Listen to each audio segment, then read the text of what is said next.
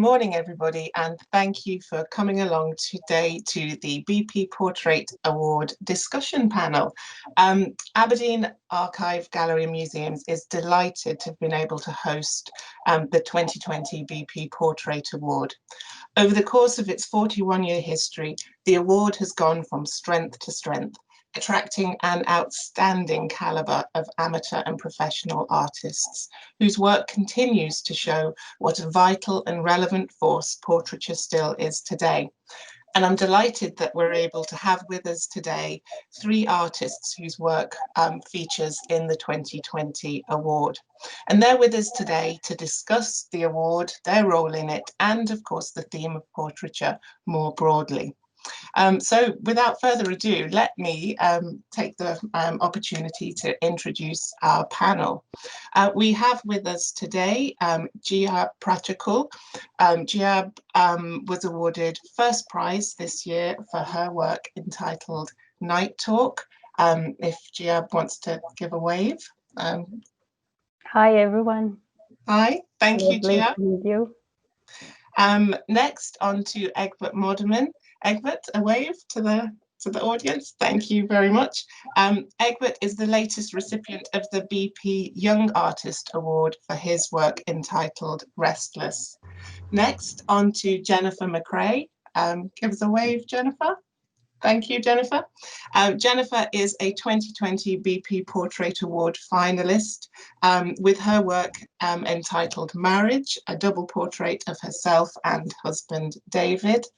And finally, I'm delighted to be able to introduce Rosie Broadley. Quick wave, Rosie. Thank you very much. Rosie is with us today from the National Portrait Gallery. Rosie is head of collection display, Victorian to Contemporary, and senior curator of 20th century collections. And crucially for today's discussion, was an integral member of this year's Portrait Award judging panel. Not an enviable task there to have made some really tricky decisions. So I think a well done there to Rosie.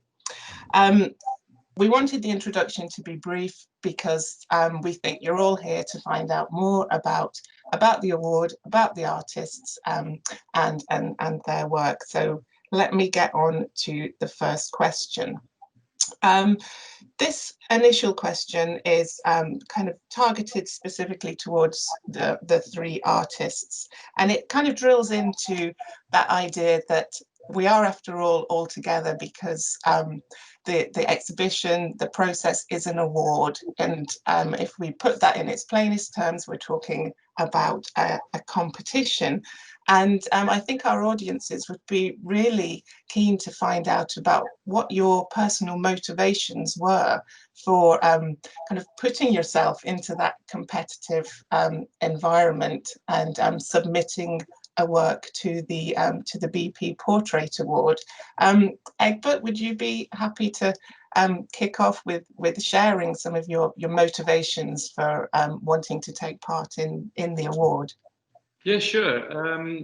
Well, funnily enough, I basically grew up with the BP Portrait Awards. I remember, I think it was a couple of years ago that my mother bought me the book that had the, I think, 15 years BP Portrait Award winners contained in it. And I just kept it with me as an inspiration. And only when I visited the actual gallery itself last year, or maybe even the year before, and when I saw the finalists hanging there of 2019, that really sparked something with me, because it's not just seeing all those works, but it's also seeing the beautiful portrait gallery itself and seeing works from painters like John Singer Sargent, and realizing that if you enter the competition and you've been awarded to join the exhibition, you'll literally be under the same roof as those stars. So yeah, I felt that was worth a shot, and I wanted to try it, to be honest.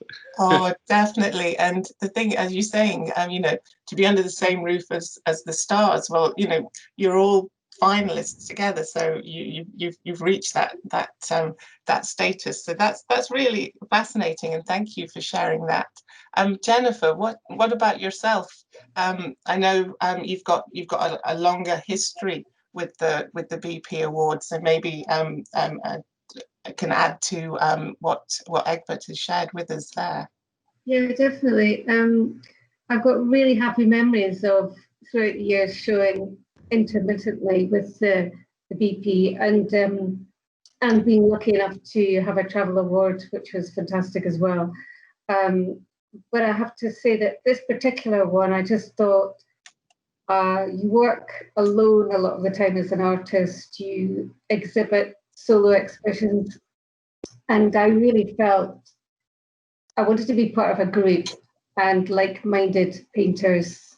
It's always a diverse collection of artists that are together in the BP, but I felt I wanted that group thing. So it seemed that it was nice to be doing David and myself at the time, and I thought, well, actually, I think I'm going to put this one forward because, in fact, a few years previous, probably quite a few years, there was a double portrait of us in the BP. And of course, time has gone on and we have changed. My studio has changed. There's a few wee changes. But your whole circumstances in your life have changed. But well, touch wood, we're still married. And so I thought it would be a nice opportunity to at least try for the selection. So that's why. Oh, and I think you're absolutely right that to look at portraiture in that way is being something that we can use to chart change and difference and evolution, and that you've looked at it through that topic of marriage, and so thank you for sharing that, Jennifer. Giab, what about your own motivations? So for me, I was living in London for 2 years. And then during those years was 2006, 2007, actually, after I visited David Hockney exhibition at the National Portrait Gallery itself. And after I went to the BP Portrait Award for the first time, and I was really touched by the way that the award itself is open for everyone, and you don't need to have the good CV or background, and the opportunity is open to anyone at any age and any nation. So when I was there, I just started to draw and to think that I wanted to become an artist. And I always thought I'm going to enter this exhibition one day, like one day I would love to be part of this exhibition. And then afterward, I moved to Berlin and I lived there for like 5 or 6 years until I feel like I'm now ready to like kind of enter the competition, because I learned how to paint properly and I kind of confident about my work somehow. So I started to look into applying in 2012 or 13, and then I found that at the time it's still like the BP award is not open for the digital round yet. So it was quite costly to move everything from Berlin to London. So I didn't apply, and I thought I wouldn't be able to apply because I need a certain amount of budget to be there. And then just in 2017, I just, browsed the newsletter from the NPG, like just roughly, and I found it, actually they open for the digital round. And I thought, oh yeah, this now is my opportunity. It's meant to be. Yeah. So I started in 2017, and then I didn't get in the first round. And in 2018, I thought, okay, it's not for me. Maybe I'm not, that kind of artist that could be entered at such a prestigious kind of, competition and join other artists and have such a great work. So I kind of stopped 1 year, and then I saw the competition of 2018 and got so inspired by the work of the Anya Hobson, who won the young portrait artist in 2018 with her work. And so I started to kind of like, yeah, why not, just set the goal, just like a treat for myself instead of have like buy myself a good pair of shoes. I would just set the budget every year to go to BP Award, to get the train back and forth, to get all the kind of like packaging and shipping costs done. And so that's my kind of like, that I set my goal in 2018. And in 2019, I started again and then get in the first round, but didn't get in the finalist. And then I thought I'm just going to continue, not to just, not to win the award, but like very much like Jennifer, like I want to be part of, the group exhibition with all the other great artists, and I want to be included in that. That I also, like work on the portraiture, and I really like doing this work. And so I just think I'm just gonna continue until the end of my life, and maybe something turn up, and then, I just happened to win this last year competition, and so was great. Yeah. Well, Giab, I certainly hope that having won the competition, you treated yourself to a lovely pair of shoes. Having, yeah, definitely. I thought that. I still have given them up previously. I mean, I think that's fascinating from you three, that similar motivations, but kind of personally driven to want to be part of it.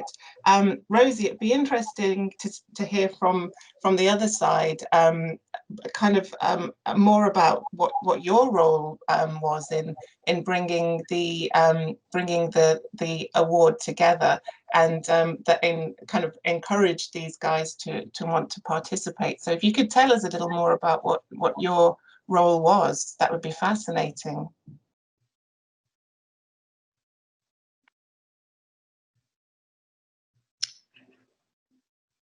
Oh.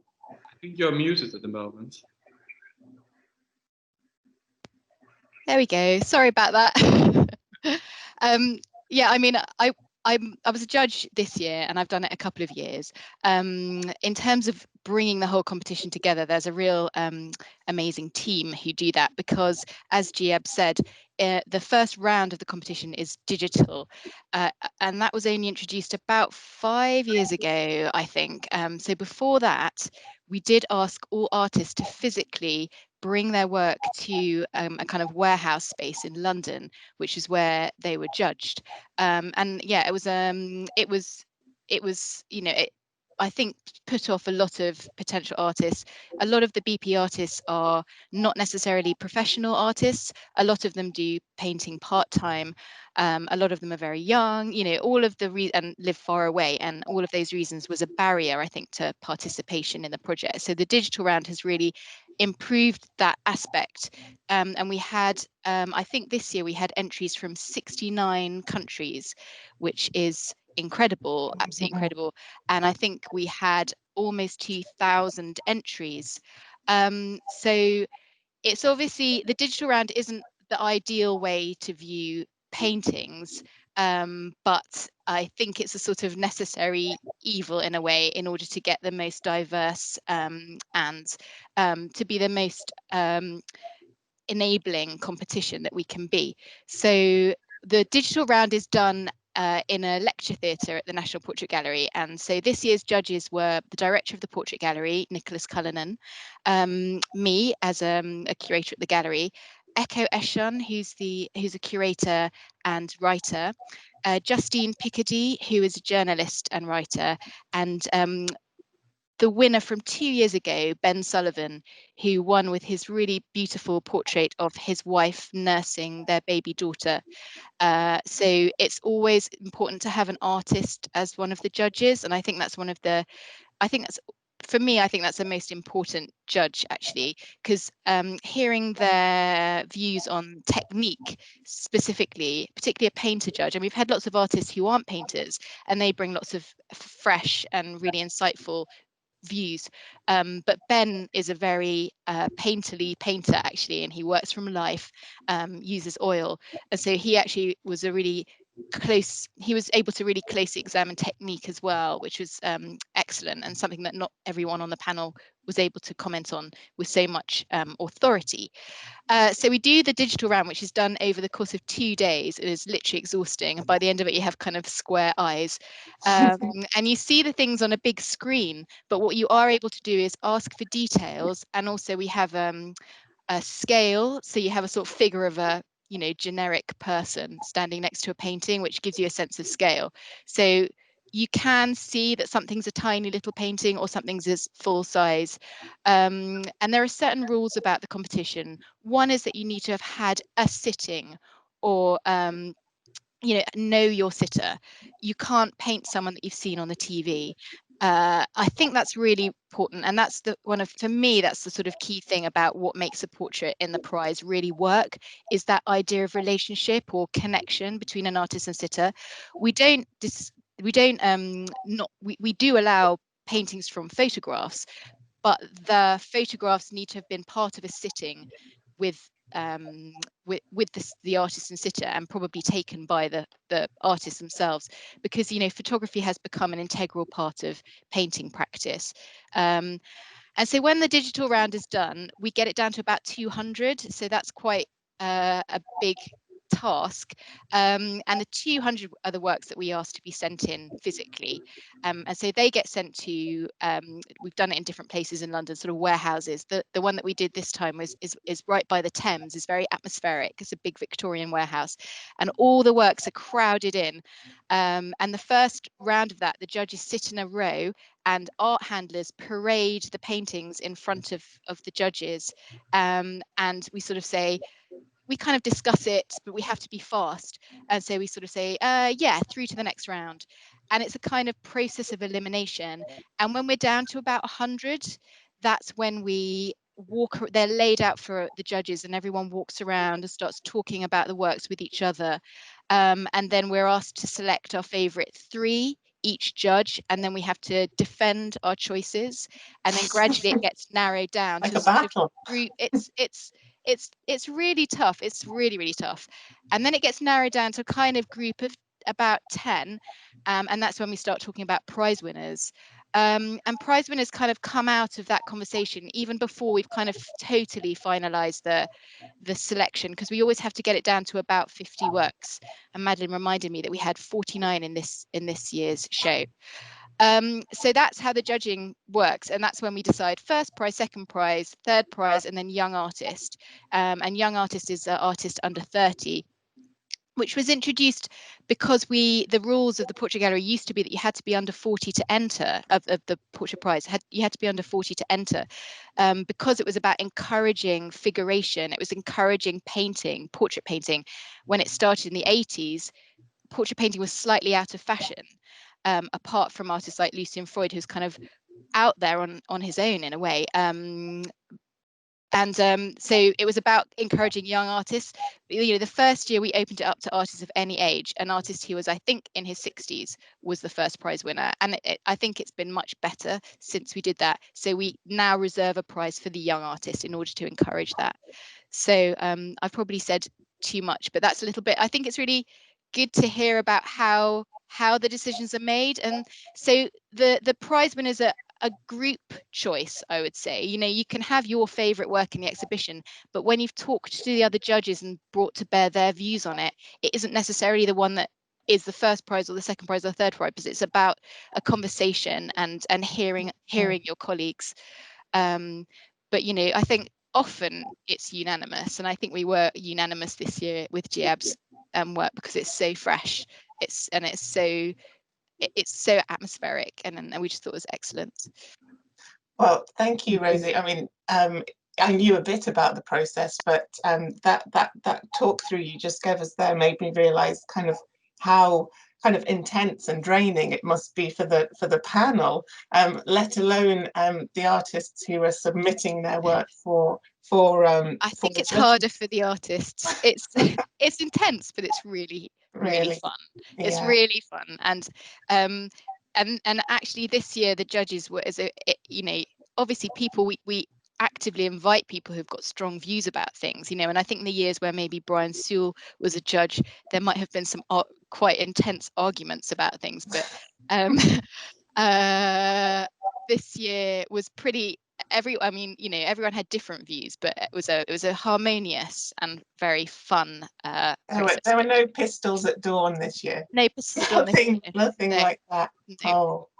Oh well, thank you for that. That was absolutely fascinating. And during that, you talked about Ben Sullivan's role on the panel and described him as a painterly painter and touched upon what makes a portrait. So I think it'd be interesting to hear from Giab, Egbert, and Jennifer a little more about their own personal approach to to what makes a portrait in their opinion. So I'd like to ask the three of you to share with us kind of how you get to that point of going, ta-da, here's my finished portrait. Maybe it'll remove some of the mystery, and we'll all see with clarity a little more about how you maybe choose a subject, what inspires you, what kind of relationship you try and have with your sitters, and even, you know, and down to the nitty-gritty of what medium do you work in? What do you like to get up at 6 in the morning and work, or are you a nighttime painter? You know, take away the mystery and tell us how you do it, please. We'd be fascinated to hear. Giab, are you happy to get the ball rolling on this one? Yes, definitely. Thank you. For me, it was when I did the Night Talk, the winning piece. I was at the point of my career as an artist, a self-taught artist, that I told myself I want to, you know, break free from the comfort zone, which is where previously I worked on the oil painting. And if you see my previous work, it's really clean and really calculated. And it's really like I want to control it. There is a sense of control in my previous work. And on Night Talk, I was just, you know, on the fact that I changed the medium, and also I really like, you know, go back into like myself, like who I am and why I want to do this painting and what I want to communicate to the audience, in which I could be the judges or the viewers in general, like why this work matters for me. And that was what I really like question a lot on myself. And it was really, I would say, really, it's from really bottom of my like kind of realization about myself, about my friends, and on top of that, I was working on the medium like acrylic, and I changed the medium from oil and acrylic. So the fact that, you know, like I changed the medium is kind of like pull me out of a comfort zone, like I mentioned earlier, and just let me kind of, you know, like just be free of what, you know, all the skills I had during 8 years of practice, and just put together with the new kind of looking, new perspective, and just be like spontaneous and be free to you know, to do whatever I want to do, basically to try out whatever I want to try. And then this painting in particular, if you saw the work in progress picture, it's like the start of the painting to the end, it's really, I didn't really know how the painting will end up. I really just, you know, open myself up and just like let the unknown and let the mistake come. And, you know, like someone said, like some jazz musician said, they said like, you know, to be a great jazz musician is like a jazz musician player. You have to be good at fixing things, fixing something that, like, you know, it's gone wrong. And for me, it was really like that with Night Talk. I was like, things gone wrong, and you know, how you're gonna fix it? How you're gonna make yourself, you know, say yes to this painting? And then I got into the last point of the painting that is okay. Yes, this is what I like, and that is it. This is done, and this is very much what I have, you know, with the experience with that painting. Well, I have to say then, you know, the Night Talk is just stunning to look at. So thank you for taking the risks and making the mistakes and I was happy getting about it too. Yeah, I was like, oh, thank God, I really like, you know, open myself and don't think too much. Let's say like I didn't think too much, and I just, you know, go with what I feel like and go with the flow and let yourself be free. Yeah. Thank you. And how about you, Egbert? Is it similar, different? Yeah, well, I'll try to answer, not too elaborate. It's well, for me, for the painting, the main drive is always to find a certain emotion. I usually paint stories, and within that story, I try to find a moment in which the emotion is the strongest. And for this painting, I really felt I found a moment in which there was quite a strong emotion, because it's an old man, so it's kind of a vulnerable person who's laying down, which adds to the vulnerability. And to have his eyes open as if he's not able to sleep, I really felt that you're kind of seeing a very intimate moment, and the strength of emotion is actually there. So I felt that was a really good scene that I wanted to use. And about, well, I mean, you asked about the technical aspect of painting. Throughout the years, I just like Giab, I basically my journey was also trial and error and not as much education. So throughout the years, you find a lot of different ways how to approach it. And the older I'm getting, the more I realize that if you want to convince the viewer of a certain emotion, that you're kind of dancing or playing a certain game with giving information and withholding certain information. And you don't want to give too much information. You don't want the painting to be too sharp, because then you kind of lose the space that your brain has to kind of fill it in and make it more realistic than it actually is.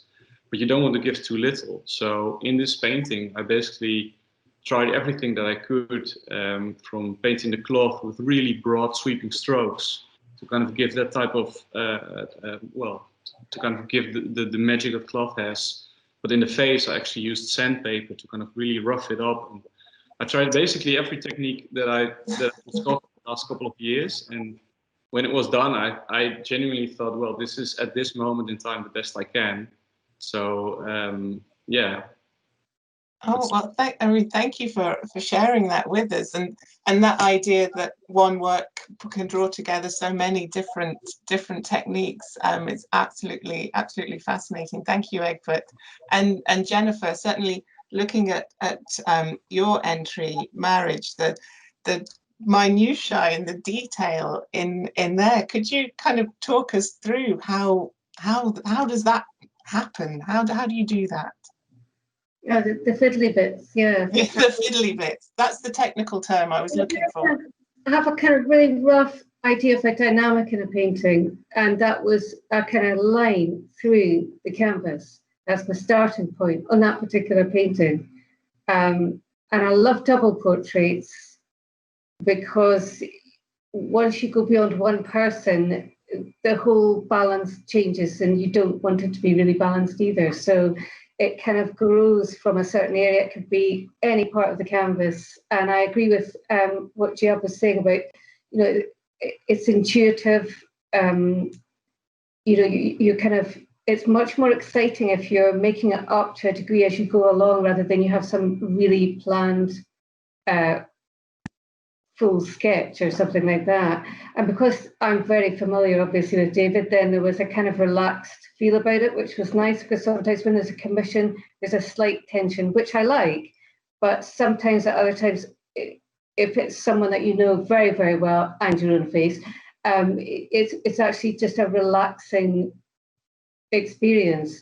And if there's any tension, it's when you start to move out, and it's, again, what Egbert was saying, where you don't necessarily want to overload. I mean, for me, sometimes the white areas are very important, and also I like working on paper a lot as well. So I kind of like to retain the feeling of paper when I'm working on the linen. So, and I love to draw, so the drawing will grow, and then the paint will start to come in thin layers, and then I'll build it up. The paint, in a way.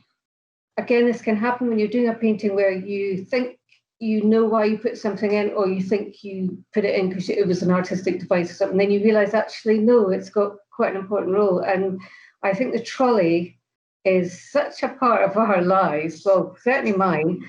And, wherever we go, the studio thing's got to be set up. David's great about that. It's so much a part of everything. So all these paints, I think someone once said, about this painting that, are we led to believe that all these tubes of paint that she's going to mix all this on it? But that's not what it's about. I realise now it's about time. It's all those scabby tubes of paint are over time, years. So it's a kind of metaphor, I suppose, for time. But it wasn't a conscious one. I kind of thought about that much later on when I was looking at it. But I think for me, certainly, the key is not to have a plan about everything. The key is to begin, and then it will grow from there. Yeah, absolutely. And I love that idea that you just shared there, that you didn't maybe know why all those tubes of paint were there, but in kind of considering your own work, you were able to reach a conclusion. And across those answers there, I felt that all of you kind of shared this idea of how you approach your work, and this maybe sort of intuitive development of your work, which made me kind of feel, you know, what an alive and dynamic force portrait painting is today. But of course, it does sometimes get tarred with the brush of being potentially quite a historic genre. And Rosie, I'd be interested to hear then, given what the artists have said, what are your views in your role of the role portraiture still has to play today and into the future? Well, that's a very big question. You've got a few minutes before the interval. Tell us everything. Yeah. Well, obviously, the Portrait Gallery, we have a contemporary. We keep collecting and we keep commissioning. We commissioned Jennifer, and we commissioned the BP Portrait Prize winner. So we're very much, you know, part of our mission is to keep portrait painting alive. But I actually think, aside from what the Portrait Gallery does or has any contribution to, portrait painting is having a renaissance at the moment. I think there's so many amazing contemporary practitioners who are engaging with portraiture. I mean, before 2020, I would have said the sort of things that we have been throwing around as thinking, why is that? Because of, say, social media and selfie culture, maybe, that actually the fact that you can make a portrait in a second means that people are sort of turning back to portrait painting as a kind of more of a contemplative, more of a way of really getting under someone's skin. It takes on more resonance and more meaning.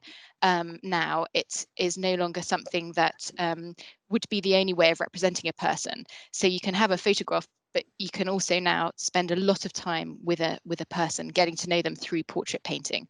I think that's part of it. But you know, with 2020 happening, obviously it's become a whole nother thing. And I think that the Portrait Prize this year is really like a snapshot of the world just before like international global crises, and it's sort of really poignant for that reason. But I think that we've seen, you know, people turning to each other, to the people that you're sort of penned up with. You know, I can imagine that portrait painting will come out of that, being at close contact with people, because portraiture is all about relationships, and that's what we will realize now is so important. But the other thing about portrait painting, and this is historically true, is that it's also about absence. It's about people that you're not with. You know, portraiture has traditionally sort of stood in for someone when they're not around, or you can speak to a portrait when your loved one is away, and we're separated from people. So, you know, portraiture has an added resonance for that reason as well. And also in terms of representation, portraiture is about saying, I am here, or this person is here, you know, I have a presence. And with all the movements, social, cultural movements, where people are saying, you know, I am here, you know, across the globe, particularly Black Lives Matter, portraiture has a resonance there as well, being like saying, I am here, and I want to tell you about myself. I want to tell you about my identity. So I think that, you know, it's actually taken on even more resonance than it did just last year, actually. So I'm so excited to see what portraits we get out of what is happening in the world today. You know, so the wonderful things, but also the tragic things, will definitely make for some extraordinary art, I'm sure. Oh, well, thank you for that. I know, as we said, it was a big question, but it was beautifully answered. And I think Karen's appeared to tell us that we're just coming up to our interval, and I think it's a lovely point to have a break when you've given us so much to think about and to hope for. And I think kind of thrown down the gauntlet to Giab, Egbert, and Jennifer to say, we can't wait to see what is coming up from you guys in the future.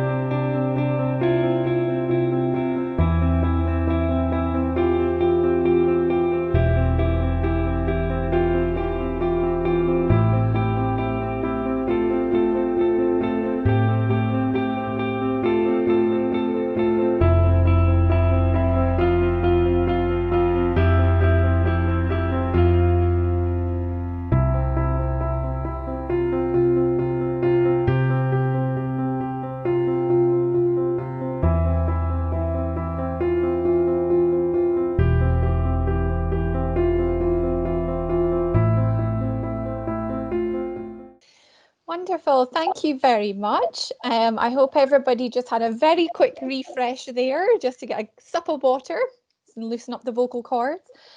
Thank you very much for our panelists who are returning just now. I will just remind all audience members to continue to keep your microphone on mute and your camera turned off so that you can continue to see and hear the panelists. Okay, back over to you, Madeline. Thank you. Thank you very much, Karen. Thank you. We've kind of ended the first session on a big question. So why not kick off the second section with an equally big question? So this one goes out to the whole panel, and I'd be really interested to hear your views on this.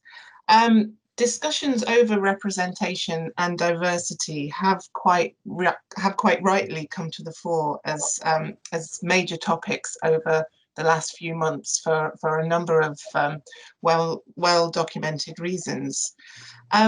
If we turn that spotlight on representation and diversity into the realm of the arts, how do you all personally think representation can and should be improving in the art world?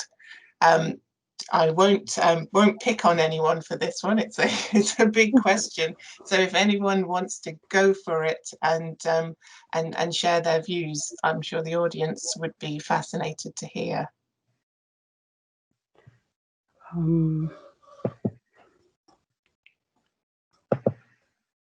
Or Jennifer? Jennifer? Yeah, I was just going to say, when you say representation, I mean, do you mean in terms of in one sort of category? Because I was thinking about how diverse portraiture is getting and how it can still be an expression of portraiture, even if you look at Tate Britain today and that wonderful Kumari Singh, neon, that's a self-portrait. That is a self-portrait of her. So I'm just throwing that in the mix, that the word representational, does it specifically mean, this, or is it now spreading to there's so much diversity. I see it as a very broad term, and I think it, to me, it covers everything from the subject of the work to but as far reaching as the education in the arts and the diversity in those people that have got access to careers within the arts, and what maybe in your own careers you've faced barriers that you feel are now less so, or you're still coming up against similar issues and that banging your head against the wall and thinking, why aren't things improving? Sorry, Jennifer. Improved. I think trends come in, they go out, and at some point, even in sort of early days of art college, figuration was perhaps seen as a bit old hat. I don't think it is now. So that's just my point of view. I think it's a really good time for representational art. Fantastic. Anybody else in the panel? I don't really fully understand the question, because talking about diversity, what do you mean with the diversity? So the diversity, I mean, say for example, to go down a route, a phrase that is very widely used about portraiture, that ideal of the pale, male and stale being the typical subject matter, and also the typical artist, they're the demographic. I mean, I'm delighted here that we've got such a wide range of people. Do we feel that's typical, or is it something, is the net being cast wider now for people who are participating in the arts and who are the subject of portraiture? I think I understand what you mean, and to answer that, at least from my point of view, is I'm currently working on 7 incredibly large paintings for the Martini Cathedral in Groningen, and as models, I always choose people that are basically around me. And living in the northern part, and kind of a remote part of the Netherlands, there isn't a lot of diversity in models that I have access to. So you see a lot of still with white paintings that I'm making, and every now and then I get the question from people like, is that deliberate? Like, isn't there's a certain social shift going on? Can't you put that into your paintings? Can you make it a little bit more diverse? Like do you want to be part of kind of a positive change? And I always answer that by saying, well, I just have to make do with the resources that I have. So that's my limitation. But then again, like for example, the family of my sister-in-law, who also lives in Groningen, well, at least, yeah, I think, yeah, well, one of them is from South Africa, and I was thinking, because of course they have well, they have a different appearance. It's kind of nice to kind of incorporate more diversity in models, because when you make a painting, you're kind of creating a story, and the story should be as relatable as possible for as much people. So if you create a story with diverse models, you're kind of making sure that everybody who sees it feels that it's also part of their story. To answer your question, the recent social shifts and movements kind of made me aware that I do kind of wish to incorporate more diversity. So I'm hoping my resources are getting a little bit better these days when it comes down to. And I think it is that idea. If you walk down the street and you're a part of your community and you're living your life, and you see one thing, and then potentially you walk into a gallery and all the faces there don't relate to life. I mean, obviously historic picture galleries, that work is created in a context of time and place. But as artists today, as you were saying, you go out and you're working with what's there within your community. Probably you made me think when you were describing there of going out and finding these models around you, that kind of approach of Caravaggio, who, you know, just out on the streets working with any models that were there and around. Rosie, you've popped your hand up. Oh, you're on mute. Yeah, sorry, I don't want to speak before maybe Giab wants to say anything, but I'll just say what I want to say. I think there are huge. Go ahead. We've got loads more to do, obviously, in terms of thinking about the portrait gallery as a place where you would see portraits. Obviously, the majority are white of sitters, and also historically a lot of them are male. We're doing a lot of work, and it's easier to do work in boosting representation of women. It's harder in the historic periods to boost representation of sitters who of sitters of color, of all nationalities. And you know, we're supposed to represent Britain as a nation, and historically not everyone was white in Britain, so actually, you know, there are people that we could represent, and finding historic portraits of those people is very difficult. Contemporary, there's no excuse, you know, we can actually represent everybody, and it can be really diverse. So the galleries themselves, the institutions, have got a responsibility to do that, and need to address that urgently, and you know, it's very much on people's mind, and it's been slow, I would say. The other thing that I would say about the Portrait Award, I think you can increasingly see the sitters on the walls are much more diverse than they have been over the years, and that's a wonderful thing. We obviously cast the net as wide as possible to get artists from all over the world, but what I do think is something we need to work on is that many of the sitters represented who are of colour are painted by white artists, and I think there's definitely something we need to do is to reach out to countries who aren't submitting works, because I think we do often get we get a diverse pool of countries submitting, artists from different countries submitting works, but it's like some people know about it and others don't. I would say we don't really get very many submissions from India. We don't get very many submissions from African countries. We get a lot of submissions from Europe, America, Canada, and China increasingly, which is great. But I think it would be really, really nice to ensure that not only is representation on the walls that you see, but that the artists themselves are also from diverse backgrounds. And that is something that actually we need to work on. And also in the portrait gallery, in terms of, you know, who is represented, it may be it's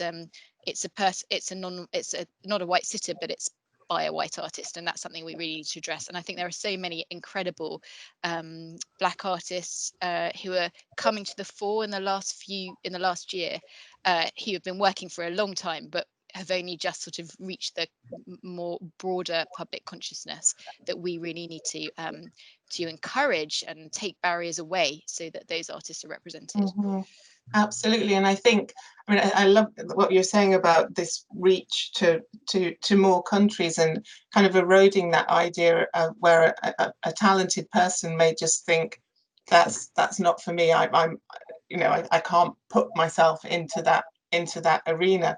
And I think one of the strengths of the BP Award is that it's open to everyone. You don't have to have kind of funded yourself through art school and got a degree. You don't have to have a profile already. You don't have to have sold however many works. And it is that blind judging that the panel. Yeah, I mean, I forgot to say earlier, but yeah, it's anonymous. When we judge, you don't know the artist's name, you don't know where they've come from, and you don't even know the title of the work. So you end up with the exhibition you end up with, and it's only later that you discover whatever demographics you have. And it's, I think it's interesting to see what countries, what group of what I mean, we don't have in the exhibition representation from 69 countries. It always gets narrowed down to about 16 countries, I think. I haven't looked at the statistics, but why is that? Is it because we're sort of we're used to looking at a kind of Western style of painting, and that some of the paintings that come from other countries we are unfamiliar with, and for us we can't really understand them, and maybe they get dropped earlier on, and that's something we really need to look at. The process, is that something we're actually doing, unconsciously? But I think it seems like it is, so that's something. There may be an argument for looking at sort of that, posing the spotlight of representation on the panel as well. Who's on the panel? Yeah. I mean, and that is something we do seek to improve. But yeah, in the art world itself, as a curator, I'm conscious that I'm, white and from a certain social demographic, and we are monopolizing an industry which is not on, and so. Yeah, absolutely. It all needs to change, and hopefully it will quite much more quickly than it is currently. Absolutely. And Gia, would you like to come in there? Yeah, I think it's a really great question about like what portraiture nowadays represent in the art world. Because when I had an interview with the journalist, normally they will ask me why you choose to work with the portraiture, like, or portrait paintings as it's a dead medium. They ask me, it's a dead medium, why you choose to do that? And then I have to go back to the point that, like, I think the portraiture and portrait artists, they just really want to communicate about their feelings. Either it's a feeling or empathy that we have between each other, between the artists and the sitters, or the work itself to the audience or the viewers. I think that's a message that is kind of encrypted, like kind of it's surfaced in the artwork itself. And that has been kind of, like Rosie mentioned earlier, it has been kind of dropped down quite very much, like 20 years back, and it just come back up again.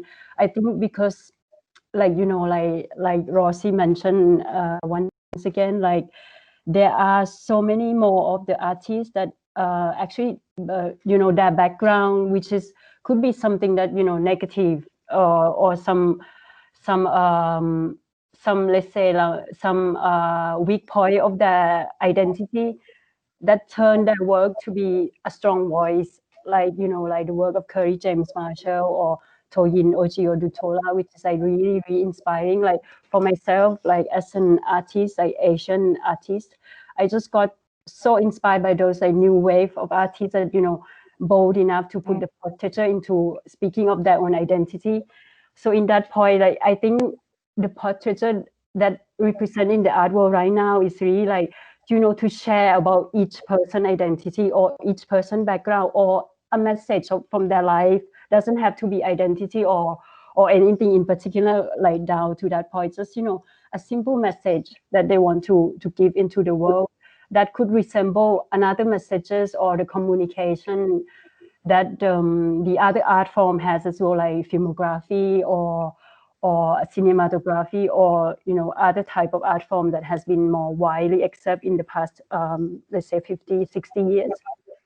So I think that's very much the point, and from that on, I can feel that like we can all like kind of express ourselves without boundary, because I think like if we can feel included in that that art ecosystem, like to feel included is to feel like you are like strong enough to speak about your life, about your living reality, and try to find kind of beauty and aesthetic of it, and bring it out. I feel that like every community and every country, every nations, every color of the skin, they have their own beauty and strong point. They have their own like special aura, and that yet to come out. Like, and as an artist, portrait artist, we bring that out. We try to like present that into the art ecosystem and the art world. Yeah, I think you're absolutely right, and it will sort of become a self-fulfilling prophecy. The more voices, messages, experiences, lives that are included, then the more people looking in will go, there is a place for me there. I'm joining in. I'm joining in, and the ball will just roll. And I just hope it does happen kind of in that organic, natural way. I don't, nothing sort of forced or made to happen. It's just there's some sort of joy about that inclusion and belonging that draws in more and more people. But that was it was a tough question, but thank you everybody for sharing views there. So as I introduced that point sort of saying representation, diversity, major force of 2020 and into 2021, and of course beyond. But if we look back over the last few months, we can't ignore the other major force of recent times, and the impact that the COVID-19 pandemic has had on everything, basically. I mean, for example, if you told me 12 months ago that this time a year on, I'd still be sat in my attic working, I'd have thought, gosh, you're insane. But here I am, still in the attic. So I'd be really interested to know, as artists and as a curator, Rosie, how has this world-changing pandemic affected maybe your working life, your outlook, your practices? What has the impact been? Egbert, how's it been in the Netherlands? Wow, probably just as bad as everywhere else, maybe even a little bit worse. Well, we had a lot of, we're currently in a lockdown, I think probably like most countries, and we had some major lockdowns as well.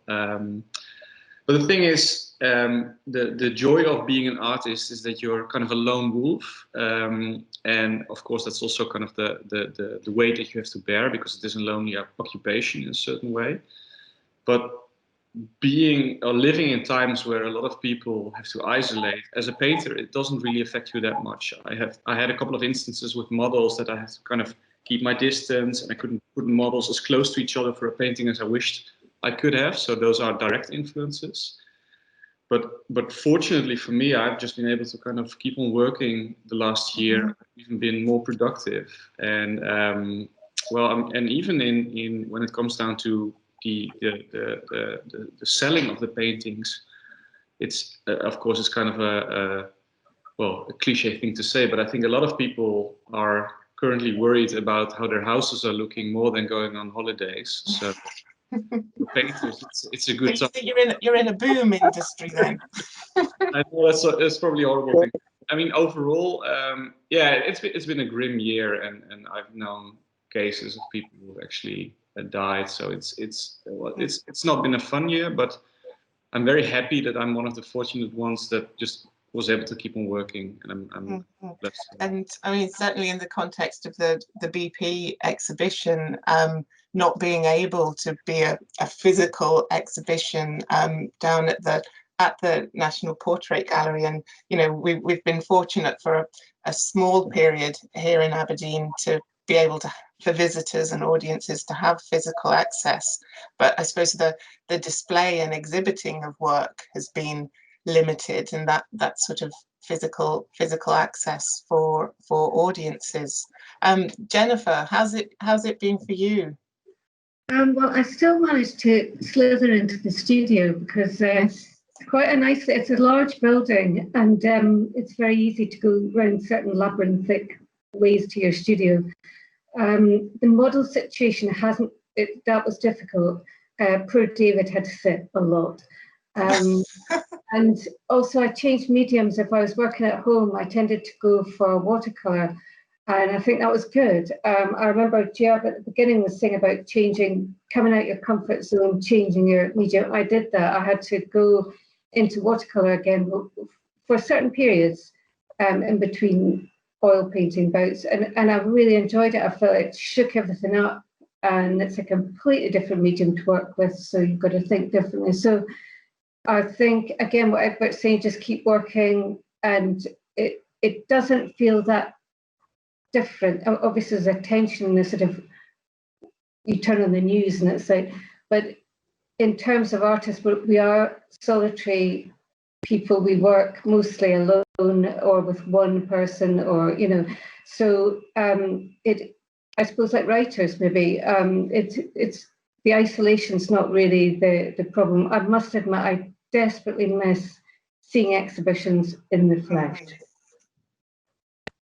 And I think that's been the same for so many people. When we were up in Aberdeen, able to reopen on we didn't know at the time, a temporary basis, but the joy and the feedback from audiences about having somewhere to go and a space to enjoy, that was phenomenal. And we can't help where we are at the moment, but yeah.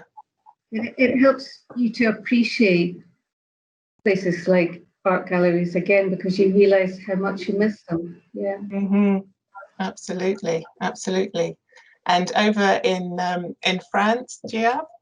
In France, we are as much as I think in Netherlands, I think we are a bit better than UK, but still we can't handle the situation, and we are in the second lockdown now.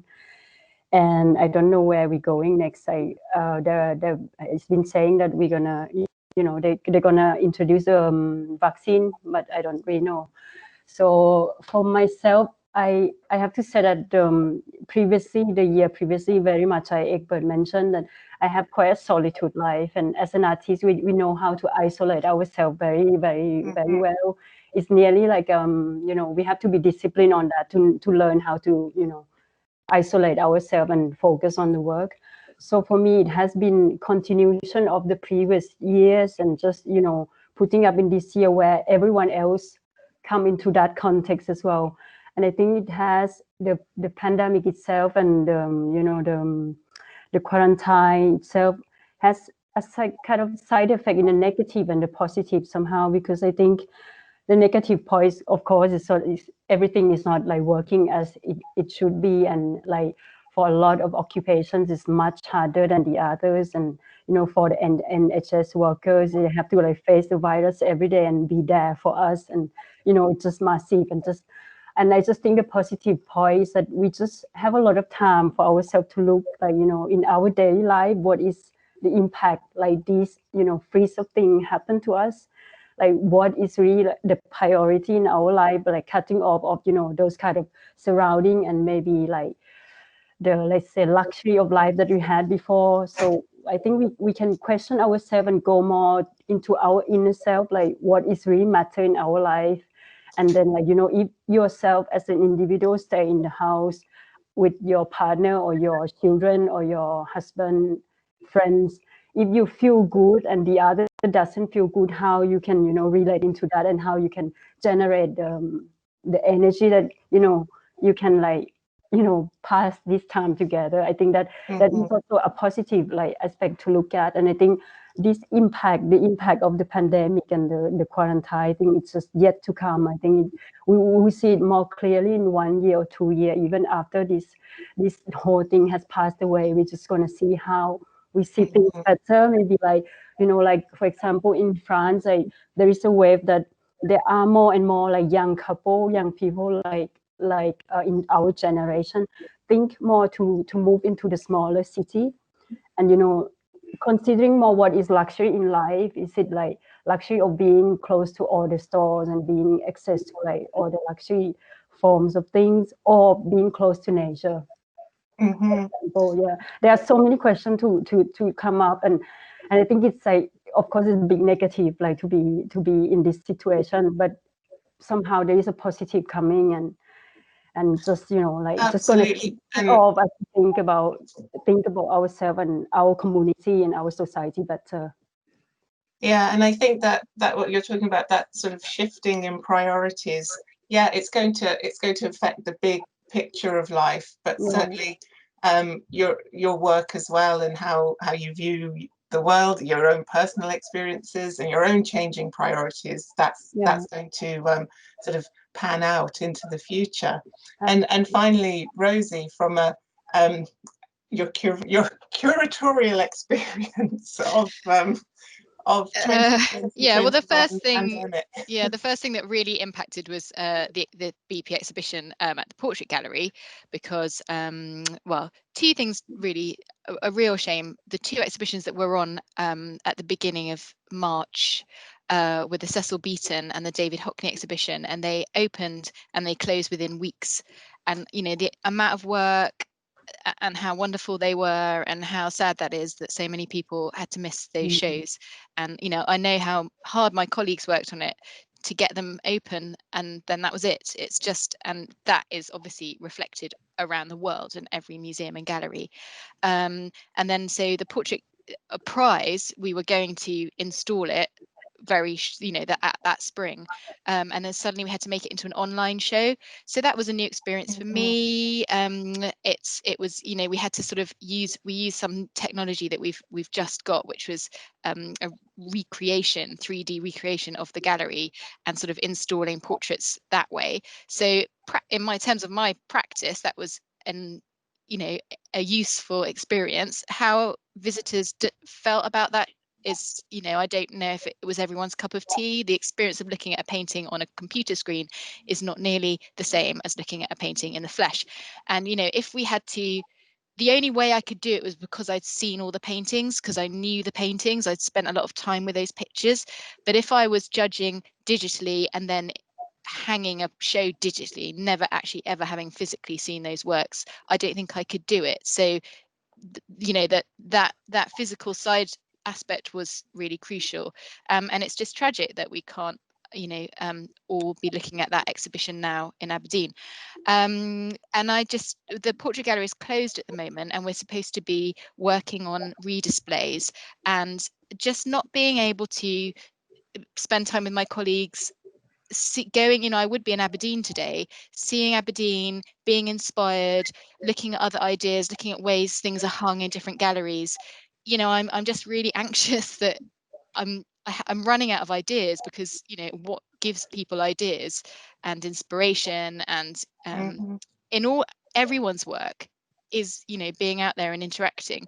So hopefully there'll be a moment, but online exhibitions are pretty exciting, so being able to see those is good, but it's just not the same thing, is it? You're absolutely right there. And I think one of the things that struck me earlier when you were talking about the judging process, and you said that you had like a figure to give you the sense of scale of the different works. And certainly we were doing online engagement work around the BP Portrait Award, and I'd only seen the finalists' work on a screen until it got installed in Aberdeen. And I walked into the exhibition space, and I thought I wasn't in the BP Portrait Award, because the impact of just seeing, you know, on a screen, everything's the same size. and just going in and seeing, oh my gosh, that is huge, or that is tiny. My head could not compute the fact that I was looking at things that theoretically I was already familiar with. And when you're judging something that you've seen digitally that you're really looking forward to seeing, when you'd see it in the flesh might be rubbish, not rubbish, but disappointing, you know. And then on the other hand, something that you had been like, oh, let's put that through. You see it in the flesh, and you're like, oh my God, that's amazing. It's completely different. Things don't reproduce the way you expect them to either. And everyone knows that from looking at catalogues and books. It's not the same. So it's a different, and that's why I would hesitate about doing the whole process as an online exhibition, because I just feel like you can't, it's the quality control is absent in that. So it's a real, to everyone listening today, a real call to arms that when your galleries and museums and exhibitions get the opportunity to reopen, get out there and see the art in the flesh. There's no substitute for it. I'm conscious of the fact we've only got a few minutes to go, and Karen's been very kindly collating some audience questions. So in the remaining time panel, we'll see what we can get through, and I'm sure if we can't get through everything, we've got we can use the power of email and internet to get questions answered. So audience, if your question doesn't get through today, don't worry, we will get an answer to you. First question to our three artists. This is a nice one. If you could paint anyone, who would you choose and why? And Jennifer, you're not allowed to say David again. I think I'd have a divorce if that was the case.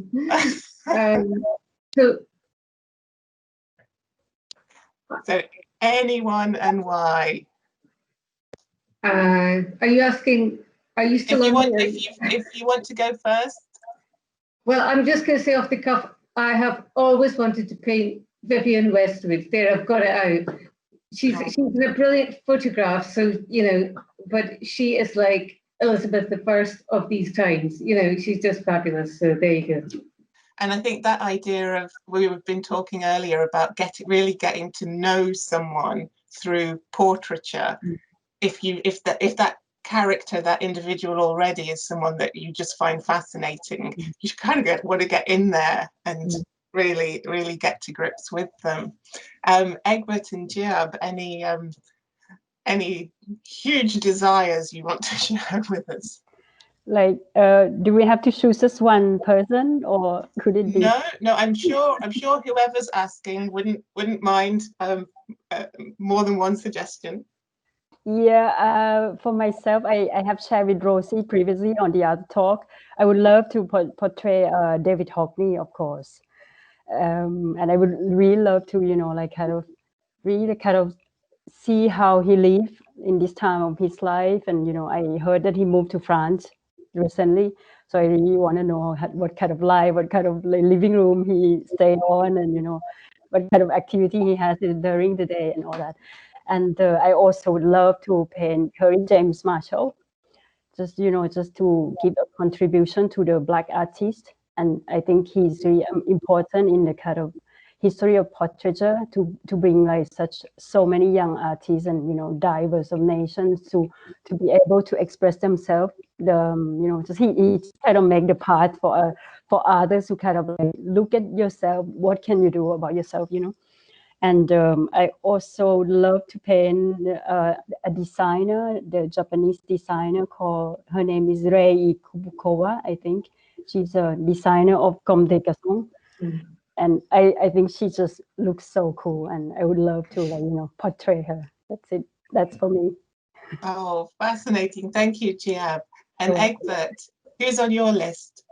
Well, since my main commissioner is, of course, the church, and I'm kind of falling into a centuries-old tradition of painting for churches and cathedrals, I would absolutely love to paint the Pope once. I think it's kind of an interesting figure because he's also kind of concerned about the environment and the position of women within religion.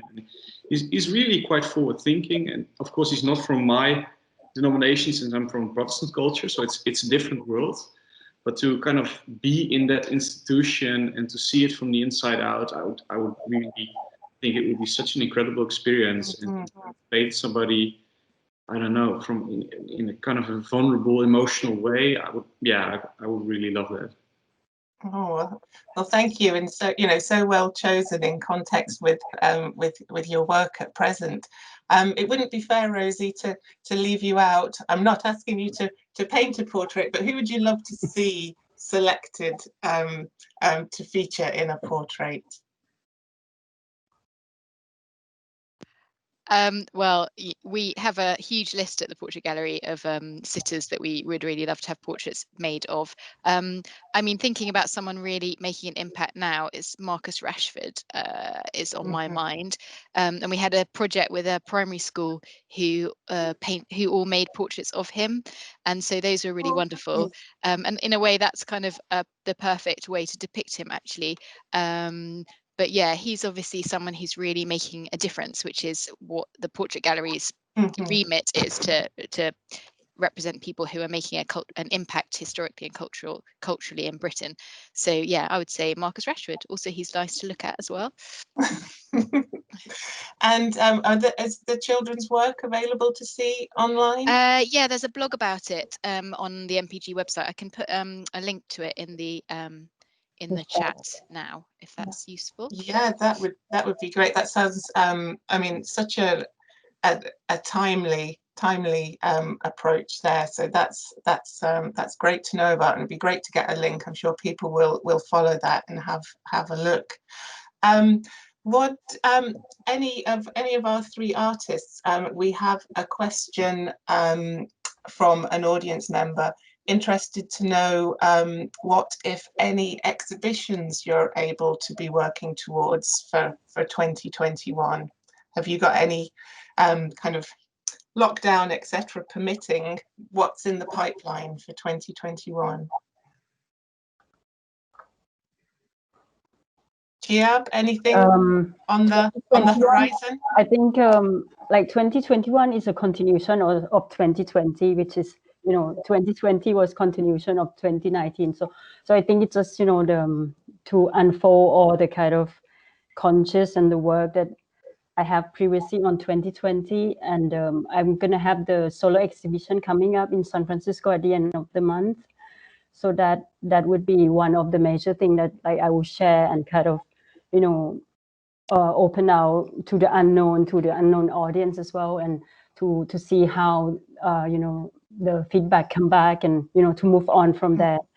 And then personally, I just want to continue into my topic, which is identity, and then, expand to, I have in my exhibition, I talk very much about my, I go back to dig in my identity in terms to, to understand and accept myself truly, so I can totally embrace and accept all the unknown and all the differences. And I think this is how individual can be, prepare themselves to be in any society at all, to be a good part of society. And that's my part of doing, is to unfold myself. And I just look forward to unfold the unknown and unknown characters. Like we mentioned earlier, that portraiture is like the relationship between the sitter and the artist. And I just look forward to build that relationship with a person I don't know before, but I know, like, I open up to like embrace their identity and then present it on my artwork. And that's what I focus on. I'm sure it will happen. I'm sure it will. And Jennifer, anything on the cards for 2021? Well, I had an amazing bit of luck where I was given a William Gillis travel scholarship, which was just prior to the disasters that unfolded. And I went to the Day of the Dead in Mexico City and did a lot of things there. But because of the RSA being closed, the academy's closed up here and all the rest of it, everything's kind of on hold, and then there'll be a kind of backlog of things to get through. So in the meantime, it actually is quite nice because it gives me longer to filter this, because I've got so many sort of sketches and things, and it gives me just that extra bit of time, which I think I will really quite enjoy. So yeah. Oh, fantastic. And finally, Egbert, if you're not stalking the Pope in 2021, what are your plans? Well, thanks to the prize, I actually got quite a few portrait commissions. So I'll be working on those. I'm really looking forward to those as well. And besides that, I'm working for an exhibition together with a lot of other artists, about Mary Magdalene, that will be shown in the museum in Utrecht, the Catharijnen Convent, it's called. And yeah, I'm really hoping that just all goes through. I mean, we discussed COVID before, but I'm hoping that really doesn't kind of, well, slows it down. So yeah, that's one thing that I'm looking forward to. And yeah, and also, I don't know if it's a redundant thing to say, but I saw some questions in the chat directed to us as the panel members. And if anybody wants to, after this, message me on Instagram to ask the questions directly, I think that's also a good thing to kind of continue this conversation. Mm-hmm. Absolutely. As I said, we'll make sure that questions get answered, but unfortunately today time has got the better of us. I can see we're 1 minute past our slot anyway, but I just want to put out a huge thanks to the panel today. I've had a wonderful morning in my attic chatting to you all. I hope you've all enjoyed it, and I hope our audience today have, it's been a little silver lining on an otherwise lockdown chilly Saturday. So thank you and take care, everybody. And I think Karen's going to dip in now. Yes, thank you. I just want to add my thanks to the panel this morning. Absolutely fantastic. And a big thank you to Madeline for hosting this event for us this morning, doing a wonderful job of keeping the conversation flowing. I feel like we were just sat in a cafe listening to people chat. It was really, really lovely. Thank you so much. And just to say to all our audience members, thank you so much for your insightful questions. Those we didn't get around to, we can send a response to you. And as Egbert kindly pointed out, you can head over to their social media pages and engage in conversations with them, with our artists there as well. You can also find more artworks by our artists via the BP Portrait Award online via our website. Please go check that out. There are lots of ways to engage with the exhibition online when we can't visit it in person. So yeah, thank you very much, everybody, for joining us today. It was a wonderful event. We loved having you here, and we hope to see you all again very shortly. Thank you. Thank you.